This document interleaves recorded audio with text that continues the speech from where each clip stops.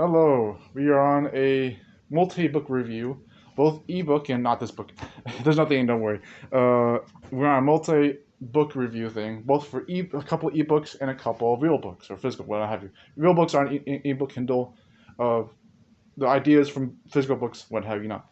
So, what have you? It's gonna be probably a couple reviews for both, like I said.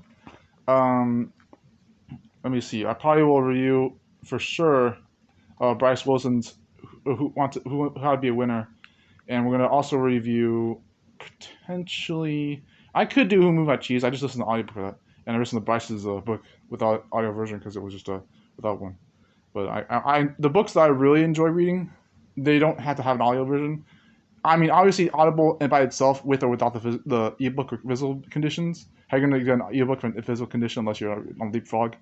But it's but yeah, if I enjoy the book a lot, then it's gonna be a book that I'll still read even without ebook, like Audible version. But those come in like quite the premium. So if you, my advice is to just wing it whenever there's an Audible version.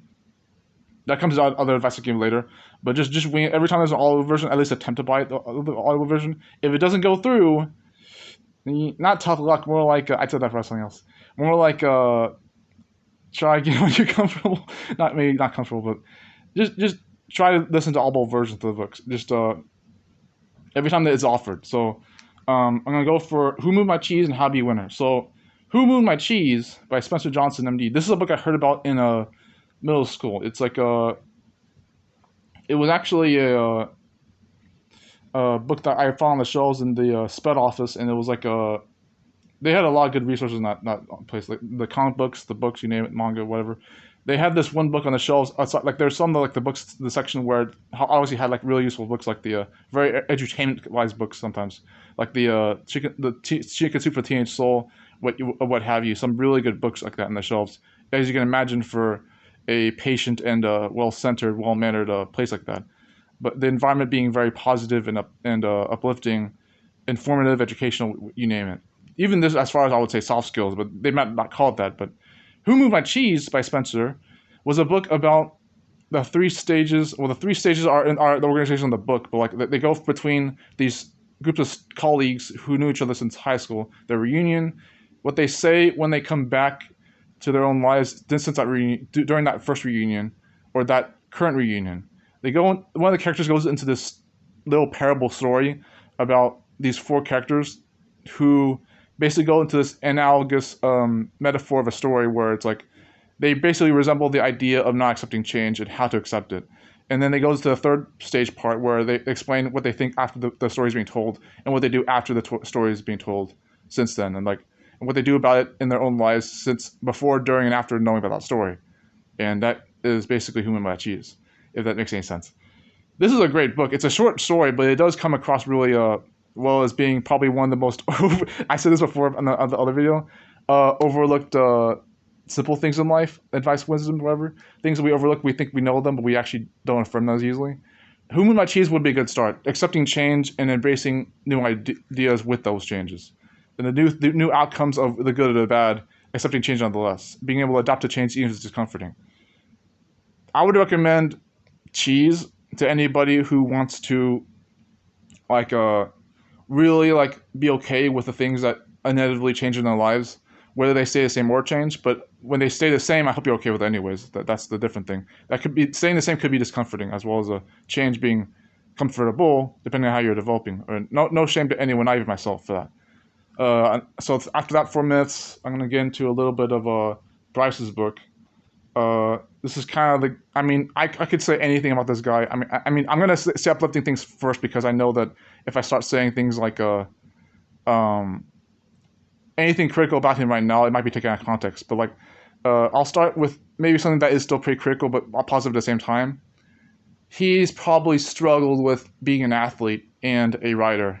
I think like the book is only as good. His book, How to Be a Winner, and his I should dare say good looks and a physique. He's probably worked really hard for that. That's the critical positive thing I'll say. He's probably went through a lot to get to the point of being a fantastic writer. But his book, How to Be a Winner, um, I didn't show these books easily, but I think Wilson wrote this book in however long he did, and I think he took his time. This is one of his only books on the Amazon store, but like he took his time with this book, I believe, because it's got like almost literally 100 chapters of short excerpts of examples, side by side, tiny examples and how tos and informatives and guesswork for what people probably did in their lives, all the athletes and figures and celebrities he goes through, and he's done a lot of research on these athletes and these celebrity figures, and he extensively explains what it's like to be in their shoes, even in spite of their success, and all the things they go through, good and bad. When he explains sports in a way that anyone can use. You don't have to be an athlete or a like positive figure in the supposed veteran, I'm an adult and I know what I'm doing kind of way. No, everyone has that humanity within themselves. Everyone does. It's like they grow up to be these kind of people. Not so much, not probably. We won't have to use luck in the negative way. We won't have to even use luck in the supposed way. But they work hard for what they got. But would you say entropy had to let them down? Or this is the philosophy talking like this, so mind me. But I still put a lot of thought into this, mind you. But would we have to let our difficulties hold us down? There are actually quite a few people in this book that do have a bit of struggle that does seem to weigh them down, even in spite of their successes in the meantime. But all of them share one thing in common, whether they succeed or not. They applied to themselves their own morals and values with the life lessons they learned. They don't just take in life lessons and take it as gospel. They apply their own personalities and styles with them. They don't have to be too personal with it, but they're not too procrastinated either. They, as physical as they are, as good about their well-being conditioning as they are, the conditioning both mental and physical, they succeed. And they don't have to be hard on when they don't. But this book about athletes and success in life, general or specifically sports related, not only obviously, Bryce did well with this book. It's literally, if you need to know the details, it's 10 mega chapters with 3 mini chapters within each chapter, and then 3 examples within each of those 3 mini chapters each. So it's like a big tree of 10 roots. I dare say 3 branches per root, and then 3 leaves per each branch. And it's like, yeah, not like that is probably really good enough for what I'm making right now, because it doesn't cover everything in life, obviously, but it covers just enough things of the same tree, of the forest, that you could still get enough with. Those are Bryce's personal examples, and they don't have to be gospel. None of this has to be gospel. It's good for your mental health to read this book, just 1 chapter a day or more if you want. But yeah, those are the 2 ebooks I mentioned right now. I only wanted to show the cover loading screens because I didn't want to like make it look too bad for books I bought. But you know, whether that means anything for me or the people who wrote the books, or the Amazon store. But you know, I already picked this one up. I didn't read this yet. I didn't read too much of this book. I finished this book. I like how it's soggy, by the way. Siddhartha. The other 2 were Treasure Asian Literature and All About Words. I still have some of these other vocabulary books as well. Actually, let's cover, I teased this in one of the other vlogs. Let's cover, I really want to cover Ego Death, because there's a bit of misconception about this book, this poetry book from Jordan Green. I got his full, so far, part 2, labelistic, saga there. But, you know, this is some better help study stuff. There's some research from 2017 about career stuff. These are a couple books I had help with getting from the Barnes & Noble store. And then we got Finding Our Way. And I think I could cover a tiny bit of Selfish Gene too, just before this phone is out of battery. Let's do that first. Selfish Gene by the professor, I believe, Richard Dawkins. He, not to be confused with Steve Dawkins, but it's like the Selfish Gene. I read like maybe like 5 or more chapters of the book at random. There's a lot of information that I don't even think I remember reading in here, but basically, this is a good book that covers how science and evolution can explain some of the most fundamental truths about our own evolution. As people, as humanity, we can still be our own best person. I'm not saying a whole lot, not on purpose, though. I'm not hiding anything. I remember a lot about this book, but it's a good book. Selfish Gene. I need to make this work in the battery got. So, Ego Death, More Than Death. Okay, Ego Death by Jordan Green. And I'll mention this in spite of, but it's giving me a review for Bryce Wilson in the same video, because both Bryce and Jordan are from Indeed. I want to say this at the end of the video just in case the new happen, if not semen-retention community. They are people who struggle with pornography addiction like a lot of us. So they struggle with the porn sex addiction stuff. So it's like, that's the only other thing I wanted to say about them other than their book reviews. I'm not just saying the book reviews to spite stuff like that. I'm giving the reviews because I want to give context to who they are and how that can resonate with anybody who's going through something really, really deep or bad or whatever, good or bad. So, with that in mind, Jordan himself is not only a prolific figure for the physical health and mental health, he is also a writer himself. In fact, I'll namesay, weird word there, he writes poetry. And Green wrote a couple of these books about romance, philosophy, spiritual, I get to say that a little bit, poetry books that happen to be about things that we may or may not understand ourselves, not even me. This ego death book, I'm going to clarify this right away. I don't think even I understand what he means by ego death. Like, people who came in my life who had their own definitions of ego, whether it was the analytical thinking brain from Rich Lopp, the idea of selfishness and selflessness from other mainstream people, I'm not going to call that too bad. I'm not going to try to judge this too much. The idea of the id and the superego from, some fictional things and nonfiction, like I Have No Mouth, I'm a Scream, the game and the book. The idea that ego death exists or if it doesn't exist, and then the idea of transcending your own beliefs patterns, which is technically true even for me, because I do want to believe what I do or change them otherwise, be able to know whether I'm lying to myself or not, and whether I affirm the things I do consistently believe on a daily basis, if that suggests enough for you guys. In this book, he writes very thin poems, Jordan does, in both these books at least, the Soul Shock and the Ego Death. But for Ego Death, he covers an expansion from what he did in Soul Shock. When Soul Shock alone, he covers the idea of love and spirituality. And then with Ego Death, he goes in depth into a more chronological, obviously more content depth, because there's literally more pages in this book, and therefore some maybe silver shining poems and stuff, poetry about love and spirituality, but it's like about what he really developed through with these ideas. And I'll give you one example of a poem, like let's see which one would be good. One more page, one more flip. One more flip. I'm gonna read this long. Okay, it's a full page poem. Okay, The Gift. I'll try to use this tonality. Tremendous talent lied, dormant for 20 revolutions. My new life's resolution is to write my restitution into reality, revelation of reasons for reading into the writing of wrongs, embedded within the margins of masterfully written songs by contemporary authors of the story of life. We write to the rhythm of the deeply rooted strife that demands to be displayed. We share our inner demons, for we are not afraid of that which lies inside. Sorry about the pause there. We unite faster than they can conquer and divide the minds of sleeping soldiers that confide into the nightmare that we've created.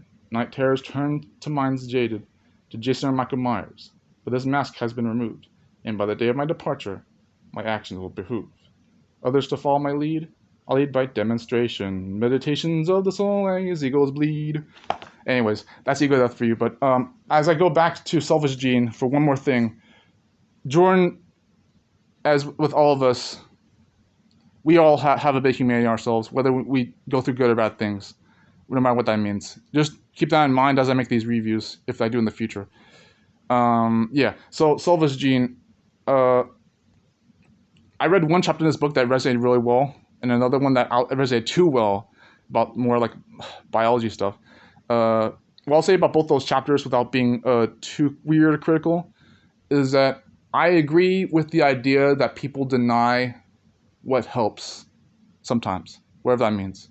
They deny the things that don't have to be proven, but they know that there's truth to things that they'll still throw out in the trash. Like, there's this one chapter in this book that's about like this controversial strategy that is seen as biologically impossible. and is actually it's hard to find this book based on my understanding, but my intuition was telling me that was a part of this book, and it was hard to find again. But it's basically the idea that there's a life lesson with this, but it's the idea that you can have a more productive evolution if you weigh in the favor of let's just say let's say you produce offspring. Literally, you produce offspring that is specifically in favor of some mysterious amount of daughters and sons. And it's like this is something that I kind of affirmed to myself a weird way, as strange as I can be about this, even more than the book Henry has. That it was like a quite literally. I hope I got flagged on YouTube for saying this, but like quite literally every $3 daughters per one son, and it's like a 3.1 ratio. And the book believes that if you do this based on that offspring count, you will have probably not only the least stress, even if you produce stress to get that to happen for some reason, but you'll have the best odds evolutionarily speaking. And it's like because they won't contradict themselves, and they won't evolutionarily speaking. It was like between, even if I would dare say in a weird standpoint, between animals and human creatures, that was the idea. Is that was at least proven according to animal kingdom hierarchy and histograms. Am I saying this right? Statistically speaking, with animals, that was one of the most controversial parts of this whole book I've seen so far. Is that it's like, yeah, if you weigh in favor, whether it's possible or not, of the children gender, then it's like, yeah, you could do that, make that work. And I was like, what? I hate to say I slightly agree with that, but it's like, that was, and dude, like, you can say what I said about ego death, however you define ego. But how many times in our lives do we see something like that and we think, oh, that's bullshit? No, but like, it's like where we think that something's impossible, but we only really believe it's impossible because we don't want to believe there's truth to it. Whether fact or truth are the same thing. Where I was probably taught when I was in school as well, I was advised by my mentor figures that there is a difference between fact and truth. If fact gives you what is just material to the reality, and truth gives you what is immaterial to your understanding, there is, as a matter of fact, truth to the difference between fact and truth. What I'm saying here is that just because that stuff about the evolution could be really strange, even if it wasn't true or factual, are you still going to throw that away? It could still help you in a way that doesn't have to be your own life. It could still be very helpful. What I'm saying is that between How to Be a Winner by Bryce Wilson, Ego Death by Jordan Green, The Self-Machine by Dawkins, whatever his name was, Richard Dawkins, and Who Moved My Cheese by the Spencer guy. Read all about it. But like, these writers, they give you allegories and metaphors for a reason. They're not expecting you to just take this advice and use it as gospel, but they're trying to help you. They use their experiences as a door to open for you to take into consideration. Like when I make all these videos every single day and week, however many, oh Jesus, Jesus, it's like even I'll shout out this YouTuber. He's actually a NoFap community guy. What's his name? Before I forget. Brian Alvarez. He's been pretty consistent. He speaks almost as fast as me apparently, but like I'm not crapping on the guy. It's like, check out Brian Alvarez. He's a very good consistent edutainment form of YouTuber. He's more on the education side than the edutainment, because I'll say he does a bit of editing. He does a bit of examples of what he does with his information, but for the most part he gives quite a lot of value resources with his advice about self-improvement and if not NoFap aspects. But Brian Alvarez has made a recent video about reading books and how it doesn't matter how many books you read, as long as you don't apply the advice to those books, it would almost be certainly pointless. And what I'm here to say is that, in contrast to that belief, I will say from my own situation that I probably have already applied that advice, whether I did on purpose or not. That's what I'm saying right now. That's what I would dare say, is that I probably have already applied what I've learned.